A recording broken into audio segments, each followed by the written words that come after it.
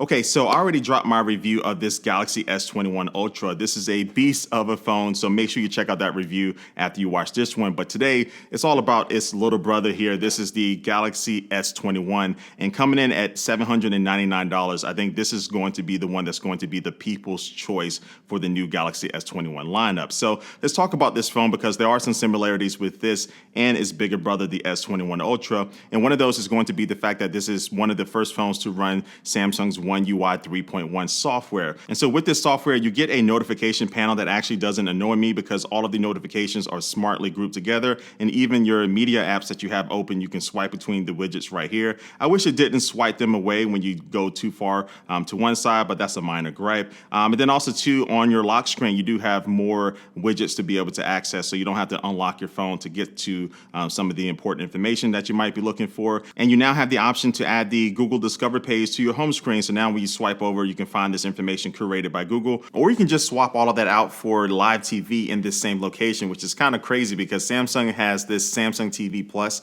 which is compatible with the latest Galaxy devices. And so this means that in one swipe, you can have access to a bunch of different live programming right here on your phone. So yeah, one of those things you just don't see on every single phone.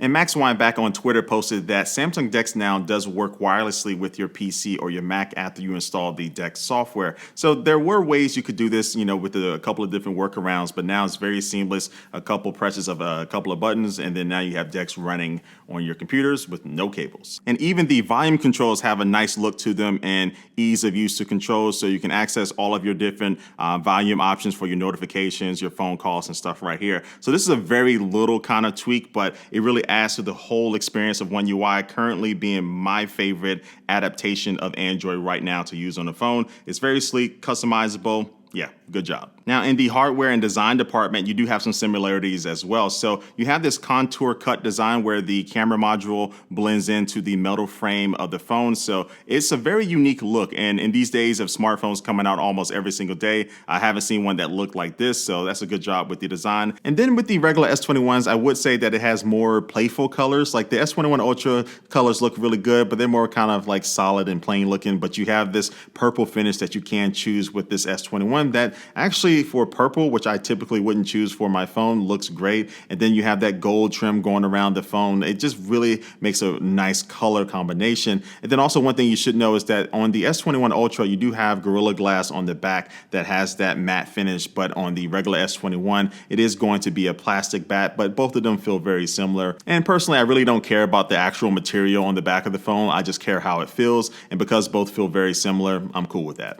And you also do have the Ultrasonic Fingerprint scanner on the front. So this is going to be bigger and faster than last year's S20 series. And so you have a bigger surface area, so you're less likely to miss the mark and have to redo your fingerprint. And it's also just like a step faster than the S20 series. And in all of the new S21 phones this year, Samsung said, look, we're getting rid of the micro SD card slot. So now in here, you only have the SIM card tray. So what this means is that when you go to buy this phone, make sure you choose wisely between the 128 and 256 gigabyte options. And so those are most of the similarities between these two phones, but now let's talk about the differences and what has led me to using this S21 more often than not over the Ultra. And I'm gonna kick things off with the number one reason, and that's because this phone is just smaller than the Ultra. So the Ultra is a beast of a phone, but it is big. So look, I have big hands, but I found myself still preferring this regular S21 because not only do I feel very confident when I'm holding it with one hand, but it's easier to get in my pocket. It doesn't take up too much space. And we are just using it for one-handed use, walking around and stuff. I feel more comfortable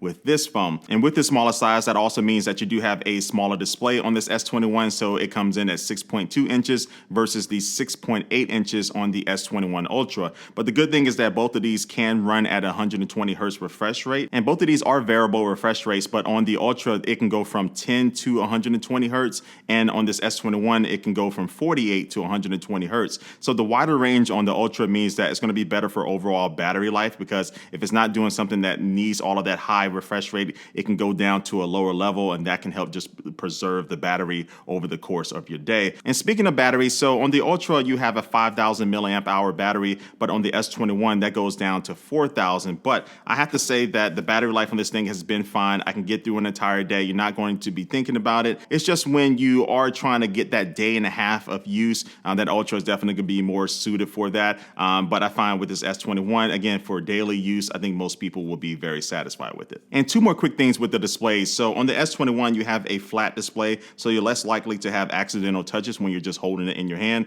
versus on that slightly curved display on the S21 Ultra. So flat display, to me, in my opinion, is better than curved, so I'll take that any day. But you do have S Pen support, but only on the S21 Ultra. So they're bringing over this functionality from the Galaxy Note series, but you cannot do this on the S21. And so sticking with this everyday use theme here, let's talk about the cameras. So look, when you just take both of these phones out of your pocket real quick, when you see something interesting, you open up that camera app and you press that shutter button, you're going to get very similar results with these two phones. So you're going to get these Samsung look to these photos where they pump up the saturation and they make things a little bit brighter than sometimes they need to be. And compared to like the iPhone 12 Pro, I find myself on these phones having to dial back that little brightness slider a little bit as I take photos and also videos, as you'll see here in a little bit. So look, it's not a big deal, but I will say that Samsung photos do have a particular look to them that some people might not like. I personally do, but I do feel across the board they've done a great job at being able to capture a lot of details in your photos, especially if you choose to use the higher megapixel options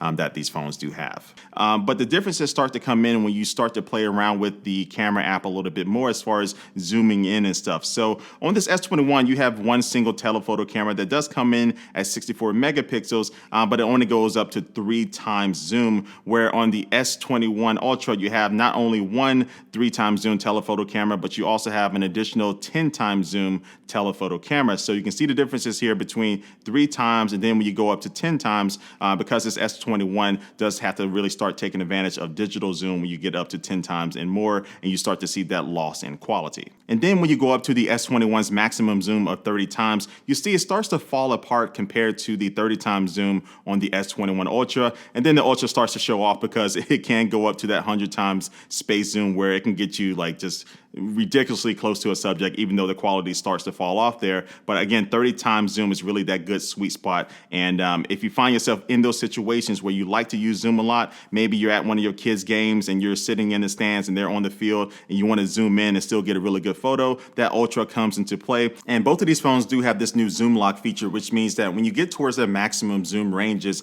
you'll see that the phone can actually go into like overdrive when it comes to stabilization, because at these zoom ranges, any type of movement can throw off the quality of your photos. So this is one of those essential features. Now, when it comes to portrait mode photos, they both look really good, and they both do have some software options to allow you to change the background for your portrait mode photos. You can do like this backdrop feature, and also you have some different lighting conditions that you can play around with. And I did notice that portrait mode has been better at either cutting me or the object that I'm taking a photo of better from that blurred background. So when you're looking around the outline of myself, you're not really seeing a lot of little spots where it's in focus or out of focus. Like it's a really smooth cutout. So that's something that I think Samsung has been working on. And then when it comes to ultra wide photos, again, they both look very similar. And now when it comes to nighttime photos, though, the Ultra starts to separate itself a little bit more because it does have that laser autofocus, which is going to be able to help you get a really nice, sharp and clear picture in low light conditions. And jumping back to the ultra wide cameras real quick, on the Ultra, you do have the ability to get up and close and take macro photos, but you don't have that on the regular S21. And when it comes to video taking, I really like the 4K video that you can take on all of the S21 phones this year. So on this S21, you can take 4K video up to 60 frames per second with the front-facing camera and also the wide-angle camera and the ultra-wide camera on the back, but you can't do the same thing with the telephoto camera, whereas on the Ultra, you can take that 4K 60 video on all of the cameras on that phone. And the video quality gives me the same vibes as I talked about before with the photo quality, sometimes a little bit too bright and also a little bit too saturated, but still a really good look. And I will say that sometimes you will find the focus is hunting a little bit when it comes to autofocus. So if you are like moving around a certain subject, it might be popping in and out. It's not as bad as it was last year, but I still notice that from time to time. But generally, the smooth stabilization that you get even outside of their dedicated super steady mode kind of makes up for any other lapses in the video quality. So yeah, this is definitely up there with the iPhone 12 Pro when it comes to overall video quality. And I think typically you'll find that it gets some really good results. And that even goes for 8K video that you can take on these phones. And that's where I kind of noticed a little bit of difference as far as like performance.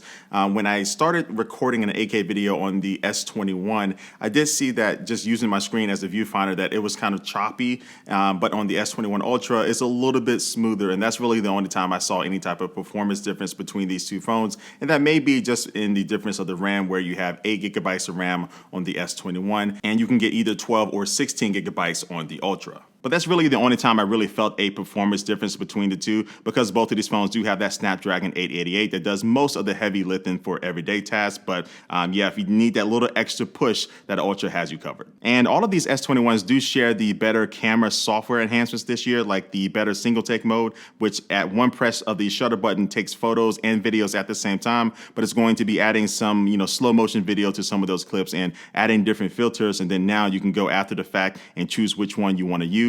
And then also you have that object eraser tool when you take a photo and you go to edit it, which is one of my favorite features, because you can quickly remove a person or an animal or an object from your photo in just a couple of taps. But right now, I know some of you might be thinking that this is more of a versus video instead of a Galaxy S21 review. And you're not that far off, because my whole point of this video is to show you that $799 versus $1199 as far as their starting price points, you're not missing too much when it comes to everyday use. Now, again, if I know I'm going on vacation or I'm just going to a really cool location that I want to take a lot of photos and videos with, the Ultra is definitely going to be my choice. You just have more flexibility with the cameras. You have more options with that zoom. But for everyday use, because of its smaller size, it's more compact, and you still get really good performance. You still get a great display, and you still have cameras that can still take those good photos. And when you just want like a point and shoot experience, the S21 just kind of fits me for my everyday life right now. But if I was traveling as much as I typically do pre-COVID,